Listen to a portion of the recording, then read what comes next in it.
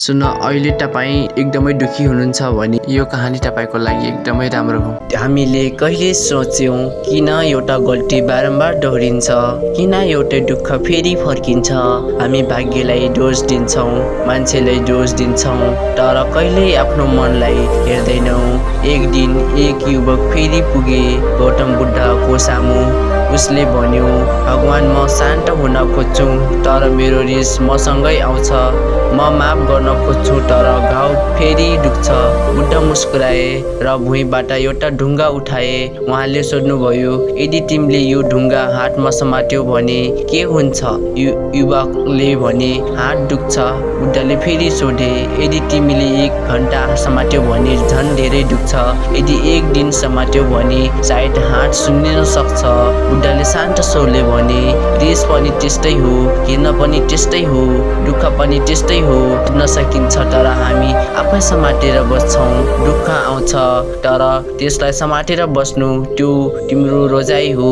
युवकको आँखा भरिए। बुद्धले फेरि भन्नुभयो, तिमी खुसी हुन चाहन्छौ? अपक्ष काम गर, स्वीकार धेरै गर। तिमी शान्त हुन चाहन्छौ? अरूलाई बदल्न खोज्नु छोड, आफूलाई बुझ्न सुरु गर। जीवनको सबैभन्दा ठुलो युद्ध बाहिर होइन, भित्र हुन्छ। जब तिमी आफ्नो मन जित्छौ, संसार आफै सजिलो हुन्छ। याद राख, दुःख शत्रु होइन, गुरु हो। र जब तिमीले दुःखबाट सिक्न थाल्छौ, त्यसपछि तिमी कमजोर होइनौ, जागृत हुन्छौ। त्यसैले आज तिमी जे बोकेर हिँडिरहेको छौ, रिस, घृणा, पश्चाताप, एक पटक आफैले सोध, के म यो ढुङ्गा अझै समातिरहने? यदि शान्ति चाहन्छौ भने छोड्न सिक, किनकि शान्ति पाउन केही पाउनु पर्दैन, केही छोड्नु पनि पर्छ। केही छोड्नु पर्छ। याद राख, शान्ति खोज्ने होइन, बुझ्ने कुरा हो। आजदेखि बाहिर होइन, आफ्नो मनभित्र हेर्ने सुरु गर। तिमी कमजोर होइनौ, तिमी सिक्दैछौ। दुःख तिम्रो अन्त्य होइन, तिम्रो जागरण हो।